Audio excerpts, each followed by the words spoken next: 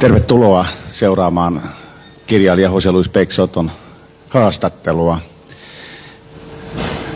Puhun tämän englanniksi. Oma portugalin taitoni on rajallinen, joten englannin kielellä mennään, kuten sielläkin varmaan. Ruutujen takana ymmärretään englantia keskimääräisesti paremmin. Welcome, José Luís. This is not your first time in Finland, I suppose. No, it's my fourth time in Finland. First time I came in the year 2003. Actually, I came on a sort of an unusual way because I came with my friends who have a band, a metal band. Their name is Moonspell, and they came here to Finland to record a CD. And actually, we had back then a joint project because I wrote a book at the same time that CD by Moonspell was created. It was almost 20 years ago. It was in the year 2003, and since then I came back 2 more times. This is already my second novel published in Finnish language. Also, second novel translated by Tarja Arkonen, and it's always great to be here. You were known during that time as a poet mostly. Yes. And as you said, you have after that you have written a few novels. How was your turn from poet to novelist? Well, how it happened? In Portugal, there is a big tradition of poetry. So actually, it's very usual that most novelists also write poetry. Even Saramago, our most famous contemporary Portuguese novelist, has written poetry collections. Of course, his novels are better known today, but he has written poetry collections, and he has even written novels about poets. Namely, he has a well-known novel about our most famous poet from the 20th century, Fernando Pessoa. In that sense, it was all very natural. There was no... I did not feel it as something that was like difficult or that put some serious challenge. Of course, there was a switch in the voice and in the work, but I don't see that many differences between what I do in poetry and what I do in fiction. Actually, I feel that in a certain way, poetry is a condensation of principles that are that can be of value for any form of literature.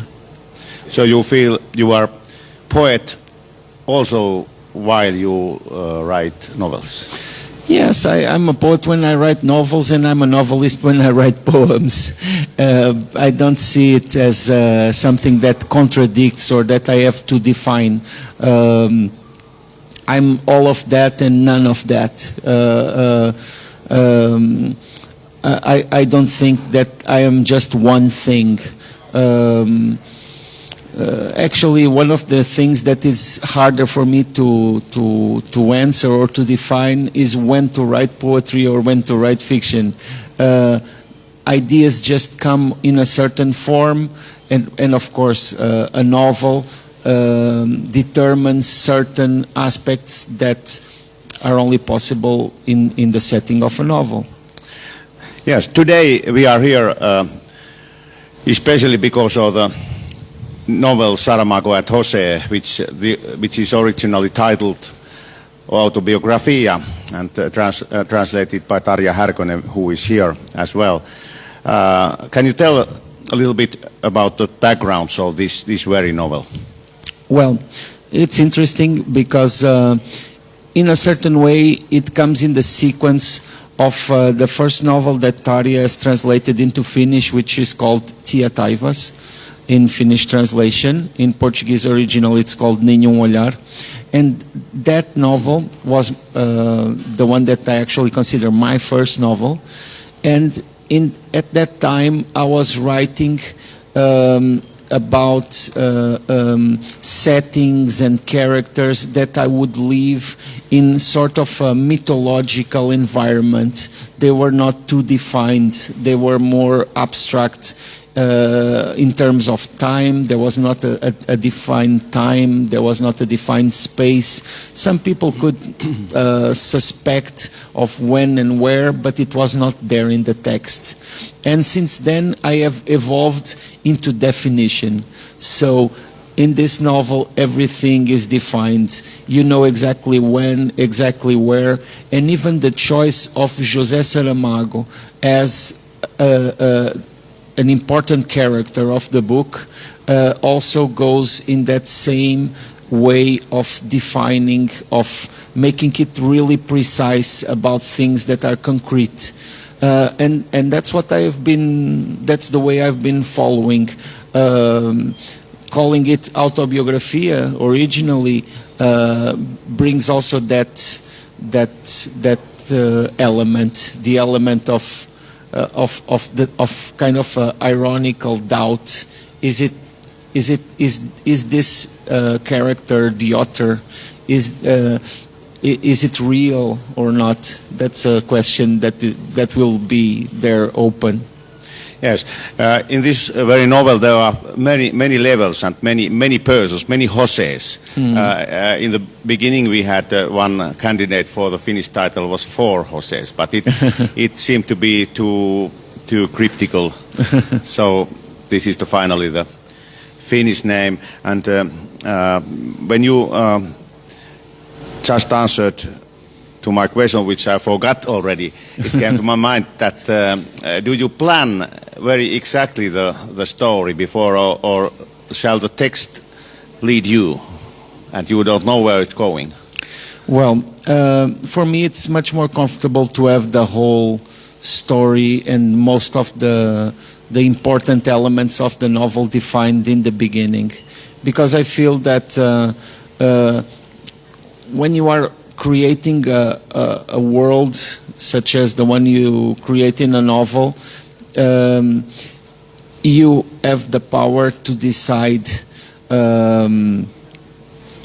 almost everything. And those things have to be according to coherence. I feel that coherence is the most important value in a literary work, because it will make it solid, it will make it stand. And the number of decisions you have to make, they are more and more narrow as you evolve in the writing. And if you decide beforehand what is going to happen in the end, then you can prepare it from the beginning. Otherwise, you may be put in a situation that you cannot fully control, because you have to follow what has been done before. Sometimes I feel there is this idea that to write you must have like incredible imagination. I don't think that's the most important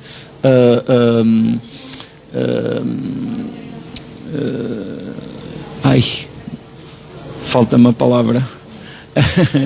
The most important virtue you have for writing, because after a certain point, it kind of becomes like an equation.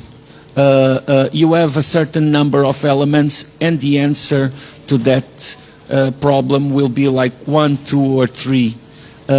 You cannot like choose from everything. It's not everything is available. The same happens in our life. I mean, we have plenty of things that we may do. Sometimes we don't even consider them all, but they are also parts of a limited number of things. I mean, there are a lot of things that I cannot do also by nature. And that's it. I mean, I think that it's important to have an idea of where you're leading the text, because there will be a lot of other decisions that you will have to do along the way. Each sentence is a decision. Each word is a decision. So do you write the end quite in an early phase of the process? No, just in my mind. Okay. I know it, but I don't write it before. Even though every now and then I write a few things out of order. Especially sometimes I have to go back and to arrange a number of things that I misjudged. Because it also happens a lot to misjudge. Because even if you decide from the start what you are going to do, then you are surprised a huge number of times. There are moments that you thought that would last like a page, but then you need 10, 15 pages to make it credible. There are some that you think that would be long, and then if you want it to be really strong, you cannot spend more than a paragraph in it. So you have a lot of things that will already surprise you. I don't think that, for me personally, I don't like to leave it open of what will happen to the characters. Because, especially in this case, in the case of this novel, which is very elaborate in terms of plot, and it has a lot of meta twists and a lot of work in that sense. It would be incredibly difficult to just go with the flow. Do you know when the novel is ready, especially this novel? Do you remember the moment when you felt now it's ready? Now you have made all the decisions you should do. That is very difficult. I have a method that I will someday make it a trademark out of it, which is just write. That's my method, trademark. There is a moment in which you cannot stand it any longer. You just write. You just write whatever. When the pain of not writing becomes bigger than the pain of writing, because there is this moment in which, like, you postpone writing, you procrastinate, but then there comes a time when it's harder not to write. You can no longer procrastinate. You feel terrible. You feel the worst person, and then you just write. Like the title tells, the Saramago is the key person in this very novel. What José Saramago, the real José Saramago, means to you as a writer? Well, Saramago means a lot to me. Actually, to write this novel is the realization of the meaning that Saramago has in my life. I got the award José Saramago when I was 26 years old. That was a big thing. I'm still the youngest person ever to get that award. It changed my life. And after getting the award José Saramago, even today, more than 20 years later, after my name, there was always Saramago's name. Everybody would say, Peixoto, winner of the José Saramago Award. That was always there. There was even some times in which I don't know the name of it in English, but the thing in which this paper they use with information, like got the award, his name was bigger than my name. Do you feel that was a little bit a weight in your? Did it make any harm for your writing? No, not at all. The thing is, I was 26 and then I met Saramago. He was about 78. He had already won the Nobel Prize for Literature. I had won the award with his name. That was what I had at the moment. I was with one single novel published. He had like a work of novels already behind his back. And for me, it was overwhelming to see this person full of energy, almost 80 years old, and then after a while, over 80 years old, traveling the world, influencing even Portuguese society with his words, being very powerful, and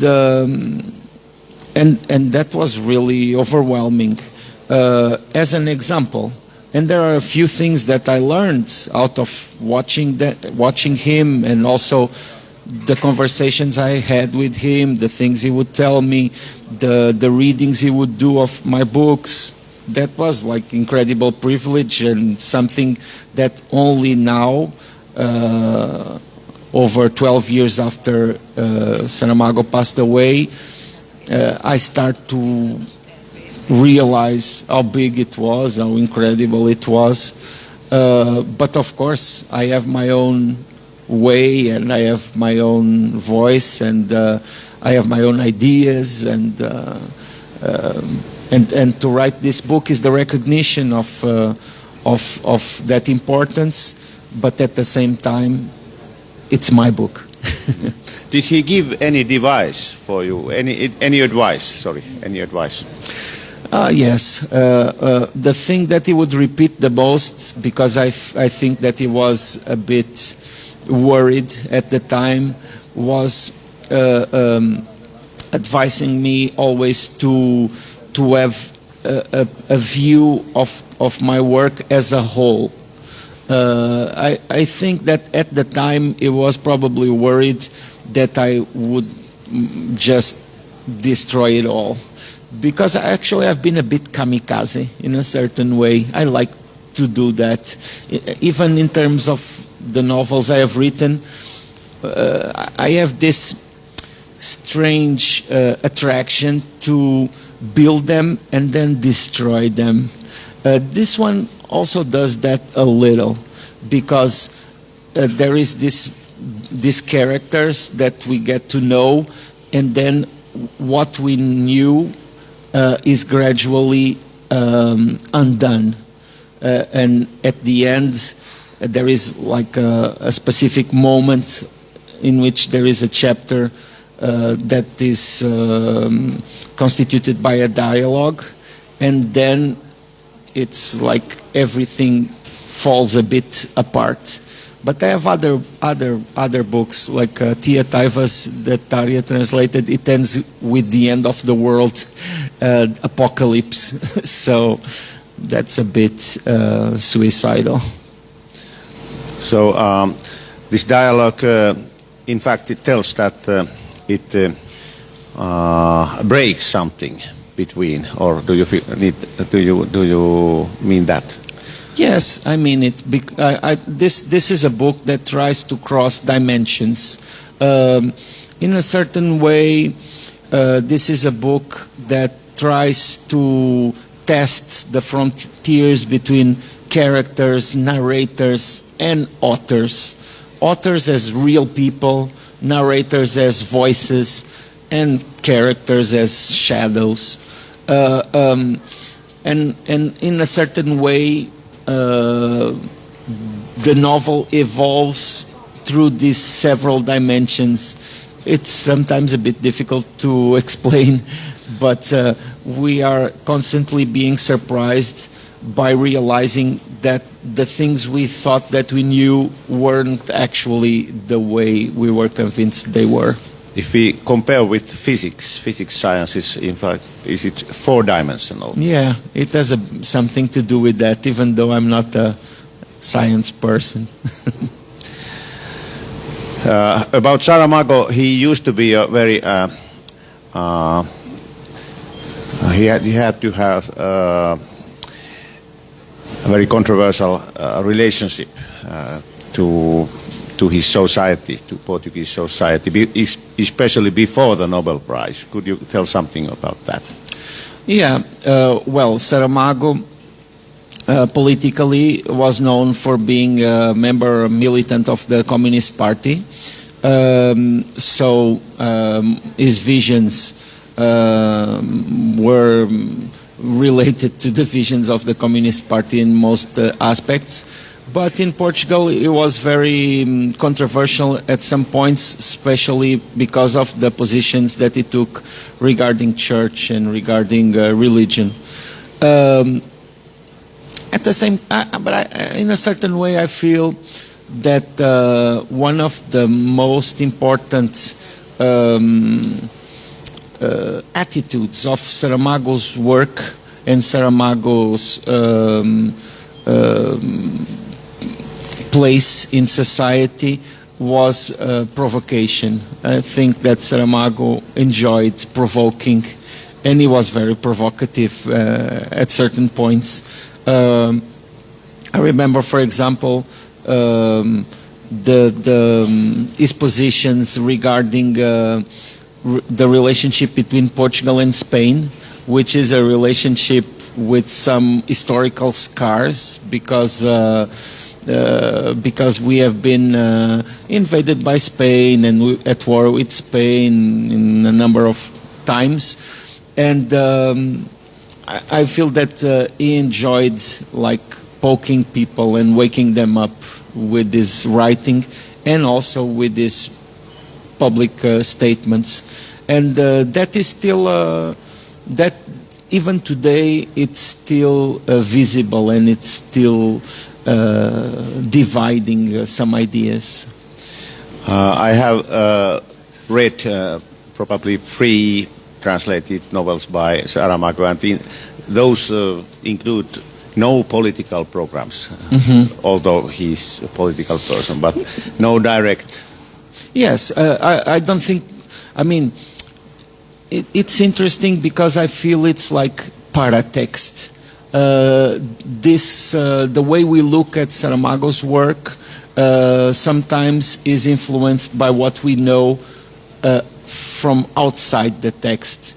That actually is something that is very interesting for me, and even while writing this book I had to take that in consideration, because this book in a certain way proposes a picture of Saramago, and to try to build that, one has to have an idea of what is the stereotype of this public person, and of course he is seen differently in different parts of the world, but there in Portugal there is this idea, not only political but even as a person, and of the way he presented himself, that I had to have a dialogue with. There is, for example, a moment in this novel in which the character Saramago takes a shower, and for me it was very amusing to describe Saramago having a shower, because I'm sure that most people in Portugal have never imagined Saramago having a shower. And he did, I'm sure. Thanks, José Luís. Thank you. And thanks for the audience too. And you will sign the books for those who want to buy it here, Akateeminen. Kiitoksia kaikille, ja tässä on hieno kirjailija nyt paikalla, ja hän mielellään signeeraa sitten romaania siitä kiinnostuneille. Kiitoksia.